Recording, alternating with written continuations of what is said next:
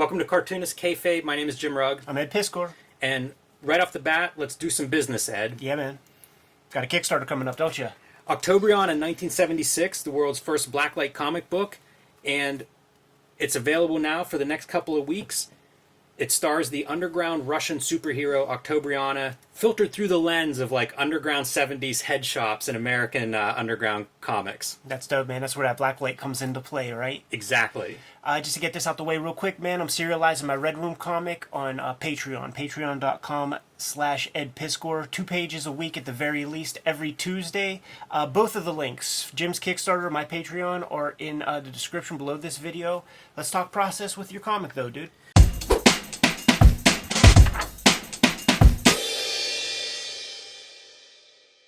One of the extras I'm giving out with Kickstarter is a PDF of the process. And so it's going to include basically the entire creative process behind this comic book. And the way it started is I had an idea to make a blacklight comic and I needed a story. And Octobriana was a book that I happened to be reading at the time that kind of spoke to me because it was blacklight. I wanted something in the 70s. The original Octobriana book was 1971, and it just kind of lined up like, oh, this character's interesting. I might like to play with a Russian superhero in a story. And so I started out with just writing the story on index cards. Very basic. You know, I probably started somewhere in the middle. Octobriana riding Soviet motorcycle away from Mushroom Cloud. This was the very first card that I wrote. And then filling... I do have dyslexia. So like, but I'm not fucked up, right? No, you're not. Okay. This is the name of the Samizdat, the illegal zine that Octobriana appeared in Russia. This was the name of it. So this is some Russian word. I cannot tell you what this means. It may even be made up in Russian, but that's where that comes from. Is okay. Like think of a pulp or something of that sort. I was thinking I was having a stroke or something. You're doing all right. This it's funny because with Ad House Books, I was sending him files and notes and emails and misspelling it differently every time. Led to a lot of confusion and a lot of necessary revisions down the road, but we're on track now. So this was the very first card. You know, it was basically an image in my head of Octobriana riding a Soviet motorcycle away from a mushroom cloud. And from there, you know, you start filling things out. What comes right after this? Robot Stalin climbs out of the wreckage. And we've talked about writing with index cards. You know, the nice thing is you can lay these things out. You can think of moments and then be like, oh, you know what? I need a moment in between there, and just very easily move them around, rearrange them. And so this is my stack of cards, and this was my first plot of the story, kind of my very, very rough draft. After I had done this, I worked out all of the main kind of beats of the story, and I was comfortable that I liked this story and that it could fit for my blacklight, what I had in mind for this blacklight story. You know, it was everything I wanted in the story I was looking for. It was about a comic book in length. It had action, adventure. It had humor, all the things I was looking for. And so the next step was do some drawings of the character and see how that feels. See if she kind of, you know, if it's something that I want to draw and if it's something that I think I can make look cool. So these are actually some of the first drawings that I did. And what you see on the left here is the ink drawing. These are 11 by 17, pretty standard size for comic books. And on the right are actual printouts from just sketches that I did on my iPad, and then would lightbox them to get a nice clean transfer to ink. Inking being a big part of the blacklight process. You know, I've done comics in pencil and in full color without any lines. For blacklight, you need a lot of ink. And so, true? Yeah, man, black is, you know, it's a key component. It's why I think like Charles Burns' Black Hole looks like black light art, even though it's not, you know, it's just black and white art. Yeah, you know, it's so funny because like I took that for granted. Like, of course you need the black. Yeah, you figure this stuff out. Like when I would do 3D art, you need patterns. Work really well in 3D. So these were the initial sketches that I did. And again, you can see, you know, rough pencils, and then I would go to the ink on the light boxes, and then I would actually scan these and color them again on my iPad just to get a sense of how would the colors work. You know, again, is this something that I want to really jump into and commit to for my next project? And then this was a version I did based on the cover of Octobriana and the Russian Underground. So these were preliminary drawings, and at that point I was kind of on board. I had a rough outline for a story that I was happy with in the index cards, and I had a character I was happy drawing. So the next step for me was breaking that down into pretty much a script. And my plan was to do several pages and then reach out to a publisher, AdHouse Books, and basically a proposal, or what we think of proposals. So I went from these single cards to laying out exactly what would be on each page. So I would have the very exact count of like, okay, I want to do a 24-page comic or a 32-page comic. I would know exactly where everything fell. And this is my rough script for that process. And you can see the numbers denote the pages. And then usually each line is a panel. It's not a perfect breakdown that way, but it's enough for me to know what I need on that page. And I tend to write these in like a Google Drive document where it's easy to just edit them and work it out as I go. First step is transfer the index cards, which are not quite pages, but kind of close to that. And then once I have the page count, then I start fleshing it out for each page. And I draw one page at a time, or probably 2 pages because I do spreads usually. Yeah. But I tend to write and go back and forth between like the rough layouts, which I did on an iPad, and the script right next to me, typing and making notes whenever it was like, oh, this is the dialogue that I need here.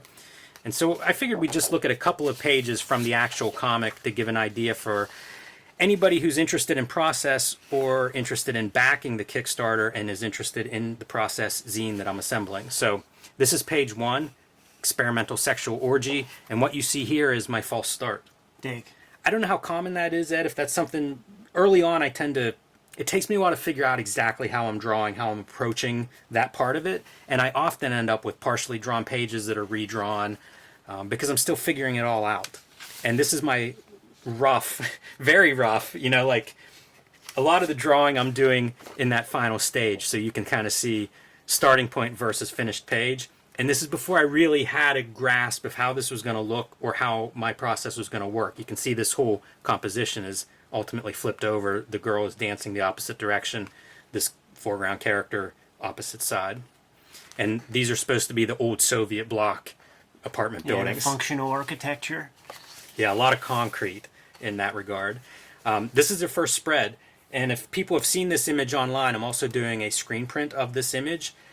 She's a poster, in the background of this party, and this is the Progressive Political Pornography Party, the group that is responsible for the MTSYRY magazines. They were the group, the underground group that wrote the Octobriana comics, wrote and drew them and printed them. And so this is one of their parties, and Octobriana art on the wall, and then we zoom in on that piece.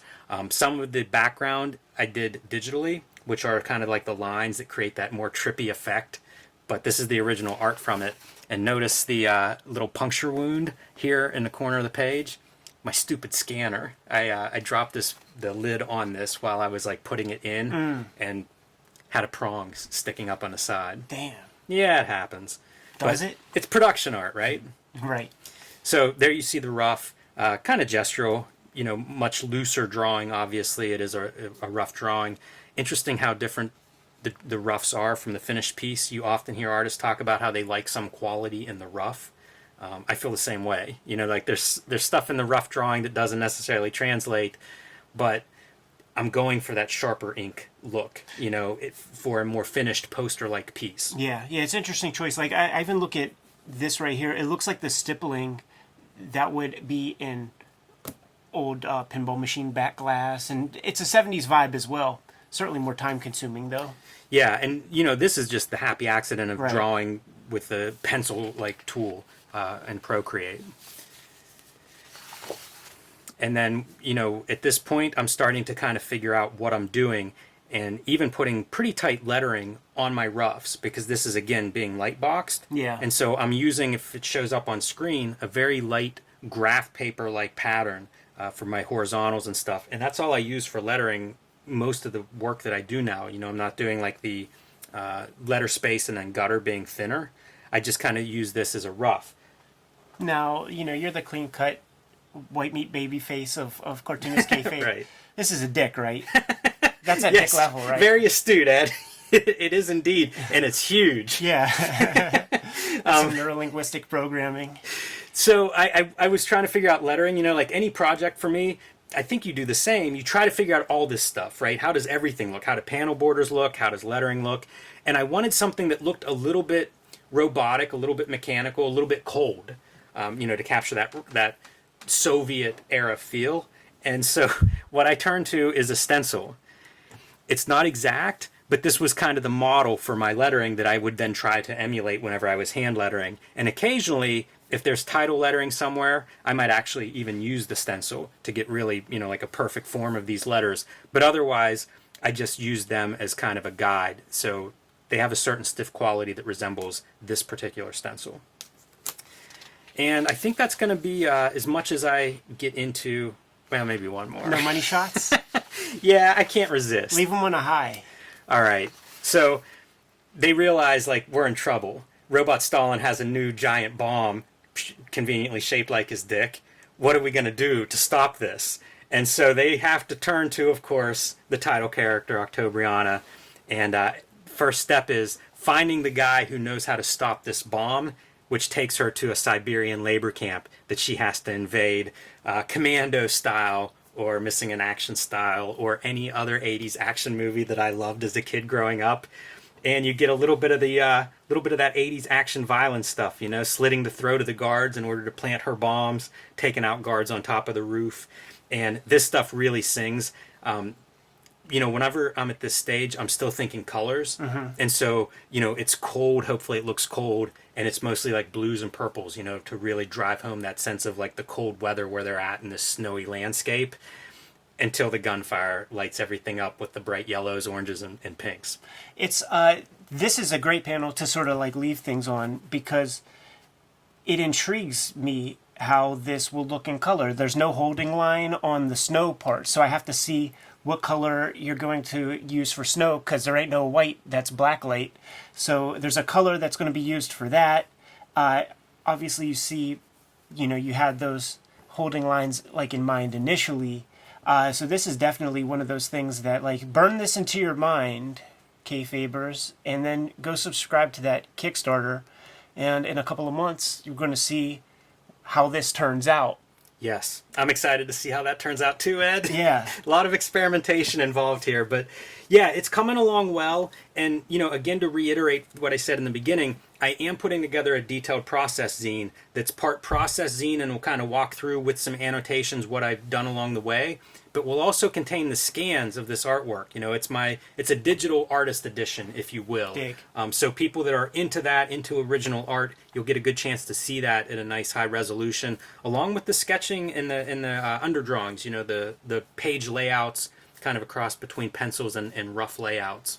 I'm always a fan of looking at your layout stuff, and might I say, like, I had a kind of a drawing breakthrough recently, and it's captured right here, because I've always had a tendency to draw the fingers bending the same direction, but they don't. They bend inward, just like that. Yeah. And I just never observed that in any meaningful way until like 2 weeks ago.